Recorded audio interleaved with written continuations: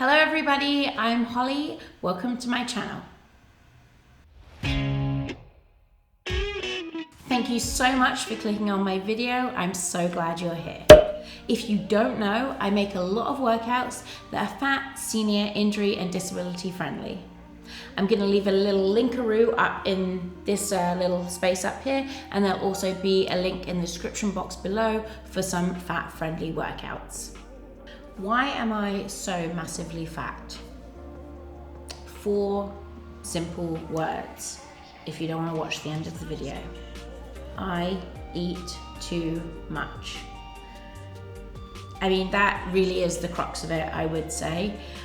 I'm sure there is some amount of genetics sprinkled in, along with a little slosh of laziness.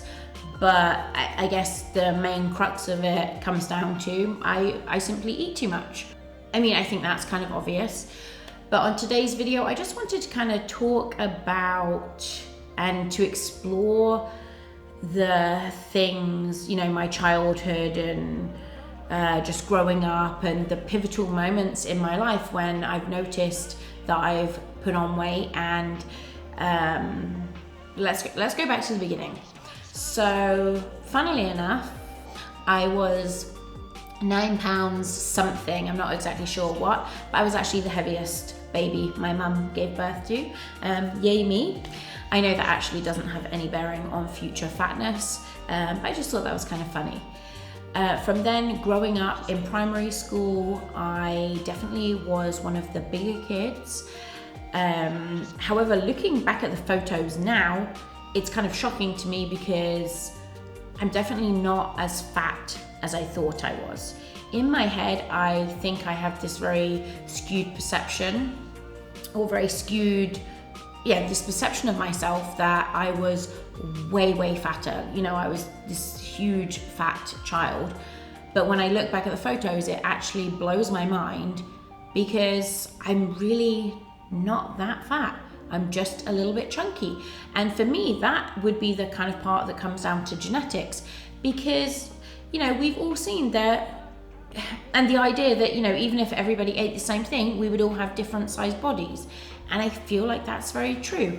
I was not a massively fat kid. I was chunky, and I was not a slim kid, but I would never ever be a slim kid. And that's what sucks, is I didn't know that as a kid, that, you know, my body just wasn't made like that. So I constantly was comparing myself to my friends in primary school. And even at primary school, I remember being able to compare myself to my friends and feeling like I was bigger than them. I remember, you know, we'd do sleepovers at friends' houses and friends would, you know, swap clothes, but I could never wear their clothes because I was too big. So that hurt my feelings, I guess. From there, I went on to secondary school. In secondary school, once again, I was one of the bigger kids. I definitely got a bit bigger. And I think that's when I really started kind of binging and secret eating. After school, we would all go down to the shop and buy chocolate bars after school and sweets, and I feel like everyone would. So in my head, it didn't make sense to me why, if everyone was doing this, why was I the one that was so fat? But I think it's probably because I would eat 4 chocolate bars, whereas other people would only have 1. And I think that's where, honestly, I am kind of greedy. I will admit it. I find it very hard to stop eating. If something tastes good, I just want to eat it. I want to gorge until I feel physically sick. That's when my brain and head and body kind of goes, oh, I think you're done now. And this is, you know, a long-standing problem, but I would say it was probably around that time, maybe even earlier. I can't exactly pinpoint, but even now I have the tendency to do that. If I'm eating something I enjoy, I will eat and eat until I feel physically sick. And then I'm like, okay, good, I feel good now. Obviously I don't feel good, I feel horrible, but it's like, that's the signal for me to stop, not that I've just had one taste. When I was at secondary school, I would often come home and I'd have a piece of toast or 2 pieces of toast as a kind of snack, and then I would eat a full dinner after. The food my mum made us was generally pretty healthy. I don't really remember, I mean, possibly it was pretty heavy on the carbs, you know, pasta, potatoes, rice, because we had a big family, we didn't have, you know, a huge income, so my mum was doing the best she could with, you know, the amount of money she had. But I do feel like we did always eat well. My mum always made vegetables, but you know, as a kid, who wants to eat a massive plate full of vegetables? Not saying I hated vegetables, because I ate them, but I'm just saying I feel like pasta, you know, and even now these things are still always more appealing, aren't they, a lot of the time. That's what our bodies kind of crave, is, you know, the carbs, the heavy stuff, the creamy stuff, the fatty stuff. But my mum actually, I mentioned this before, she was constantly on a diet herself.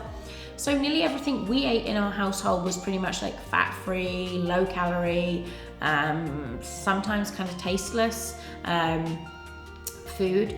By the time I went to college, so college in England is between 16 and 18 years old. It's 2 years. It's separate to high school, or it's separate to secondary school, high school. High school you finish at 16, and then I move on to college for another 2 years before going to university. So at college I did start to put on more weight, and I think that's probably when I'd started going out a bit more with friends. We started going out drinking a little bit. But I don't know, I can't really think of, I guess just being a teenager, I wasn't made to do sort of PE each day. When I was at secondary school, I used to have to walk sort of 20 minutes to school, there and back each day.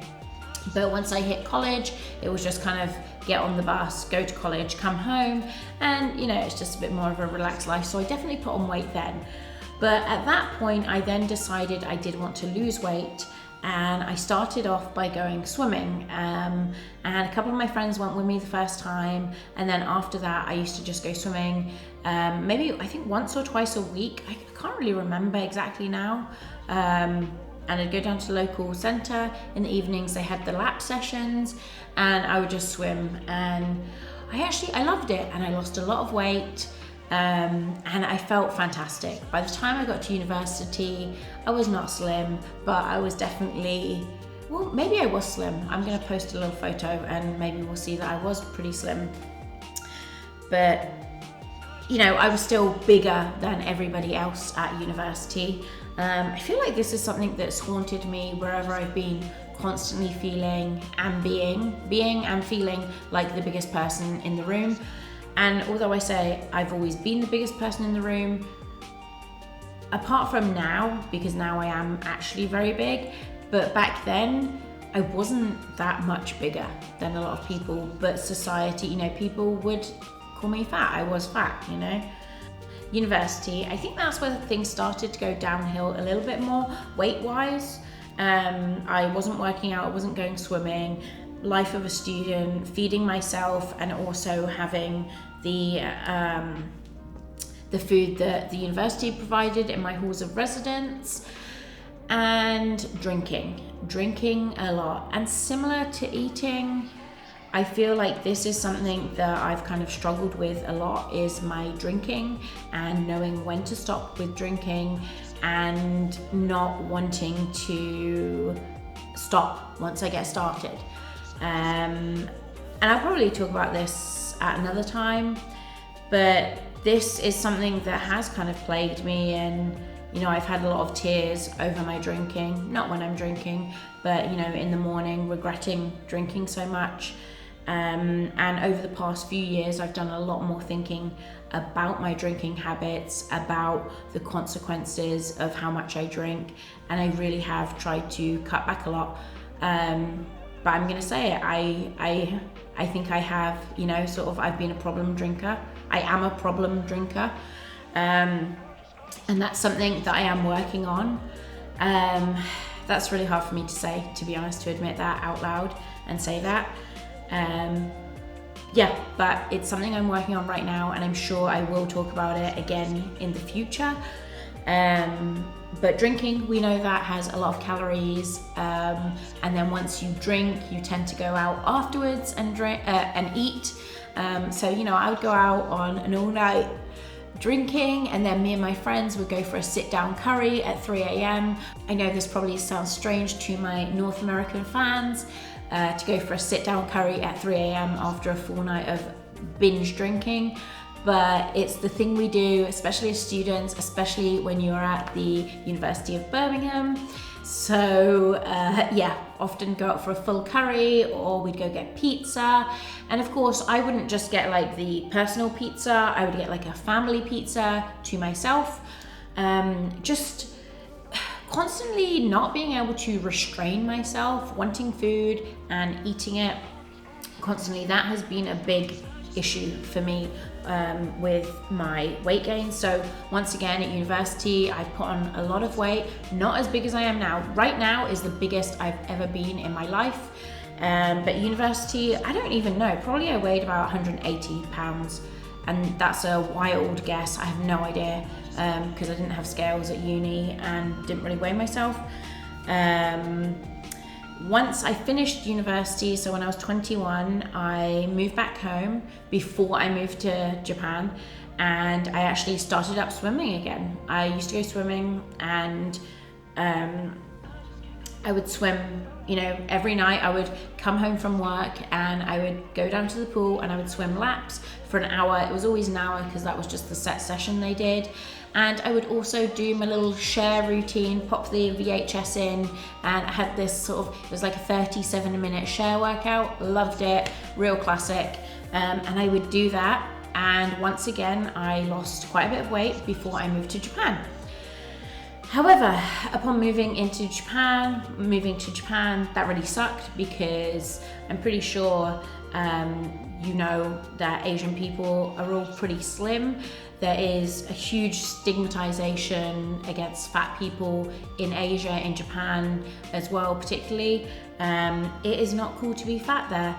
You can kind of get away with it as a foreigner. Well, not get away with it, people will look and stare. For me personally, at that point, I wasn't really fat. I was just bigger than all my other white friends, bigger than all my other expat friends who lived in Japan, but I still was slim. And the reason I think Japan really did a number on me, because I was actually the slimmest. I got to be the slimmest I'd ever been in my adult life. Because at that point I then was going to the gym. I would run for an hour, not every day, like 3 or 4 times a week. I used to go to the gym. I could run on treadmill for about an hour. I would go to sort of weightlifting pump classes, absolutely love those. They're so much fun. And I would also swim, you know, this is all on rotation, not all in one day. And you know, they say you can't outrun a bad diet. You can bloody well try, because in Japan, trust me, I was eating shit. I used to stuff my face, and I loved it because I could. I literally loved living in Japan, because every weekend I would go out, we'd go out for, you know, really fun meals, and I would eat so much food, and I was so happy because I finally could eat as much as I wanted, but I wasn't putting on the weight. But in my defense, I was walking to school each morning. So that was about an hour there and back walking to school. I walked everywhere else. I then was also at the gym. It was just me living for myself, doing my own thing, being in control of my life. Me and my roommate, my best friend, we lived together, and we would eat pretty healthily. We would, you know, share the cooking, and we'd make each other food. So we ate a pretty healthy diet. And yeah, I was pretty slim throughout Japan, but I'm not gonna lie, it really did a number on my head, because despite being at such a good place personally weight-wise, compared to everybody else around me, I felt horrible and massive and fat. The clothes that were available for me to buy in Japan were all, you know, the largest, the L size, was probably like an American size medium or small. Shoes, I couldn't even find shoes to fit my feet, because the largest they go up to is around a size 6, so that might be a US 7. and my feet were bigger. I couldn't find things. And that just kind of, was in my head that, looking around, all my Japanese friends, absolutely minuscule compared to me. And it just does not make you feel good about yourself. It's, it's really, really hard to kind of be in that position. But it was something that wasn't necessarily a stranger to me. I'd felt like that my whole life of being the biggest person in the room. But it definitely, to look back now at those photos and see how slim I was, is an absolute head trip. And it just blows me away. So, I'd lost the weight and I kept it off for a good few years. But once my husband, so we met in Japan, and once he moved back to America, I had to wait in Japan another 9 months or so for my visa. And once he'd gone, I noticed like my drinking had kind of upped again. I was drinking more, drinking on my own. And so every night to be doing something like that, that's extra calories. I'd started already putting on the weight before I came to America. I'm not gonna say I blame being in America or I got fat because I'm in America, but things have definitely been a lot easier since I moved here. It's been so much more easier for me to access high calorie nutrition, not dense, sparse food, calorific food with not much nutritional value compared to living in Japan. In Japan, whenever I went out to binge, buying a chocolate bar, here I can get Trader Joe's pound plus bar of chocolate. That's right, almost half a kilo of chocolate, and I can polish 1 or 2 of those off in a week, sometimes 3, when it was very bad, when I was binging. That's calmed down a lot recently. But the access to the food here, when I first arrived, wow, oh my goodness, food everywhere. And it was such good food, such different food to what I had been used to in Japan. Just, pizzas, oh my gosh, like pizza, give me pizza. I hadn't had pizza for such a long time. The pizza you get in Japan is very, very different. They put seaweed on their pizza.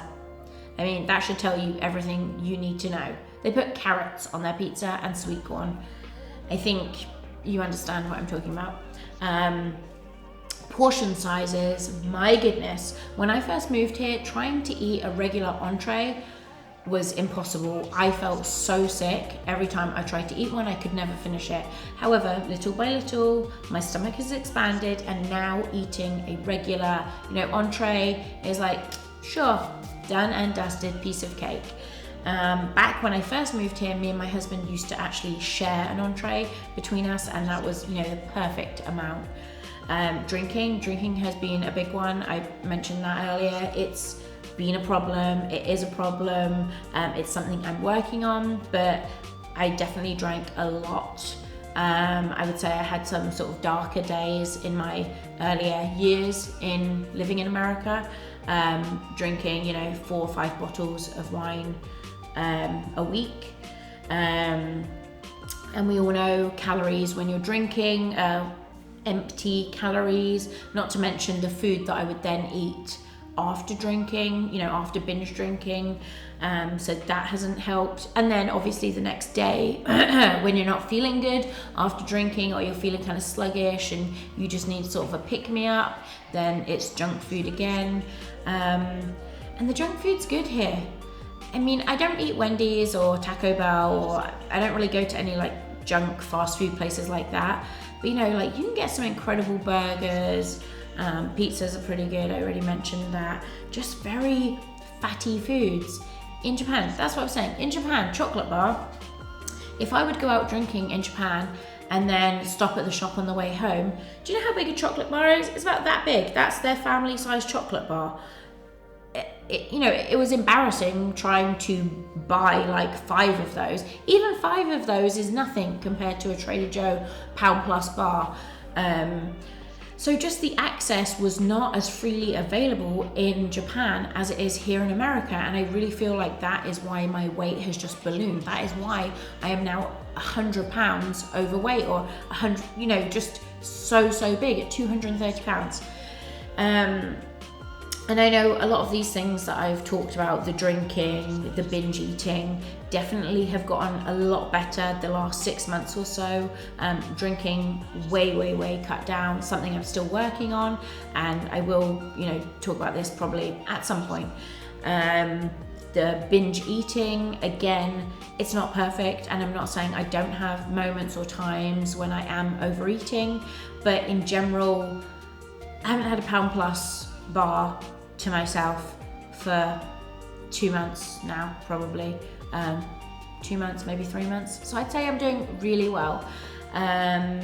Just in general, the night eating, I used to have my little sort of charcuterie board every night, cheese and salami. I've cut that down. I don't do that anymore. I might do it on the weekend with some wine or something, but again, that's also, I'm being more social about that, because a huge factor for me in putting on the weight is this kind of secret eating that I do. And I know I still do it now, you know. I'm downstairs alone and my husband's upstairs working, and kind of I'll just be like, oh, I'll just have a little truffle, and then I'll just have another truffle.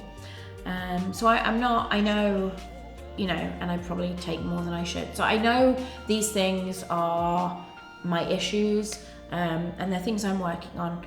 But anyway, I hope this kind of helped shed some light on it. It's just really helpful for me to kind of talk through these things and say these things out loud and talk about them. It really does help me. So thank you all so much for listening, and thank you so much for being a part of my journey. I know it doesn't really seem like I'm going anywhere at the moment, but I am, because my weight's stable, and that's good. That's all I can ask for at the moment. Anyway, I will see you all next time. Bye, my babes. Bye, my darlings.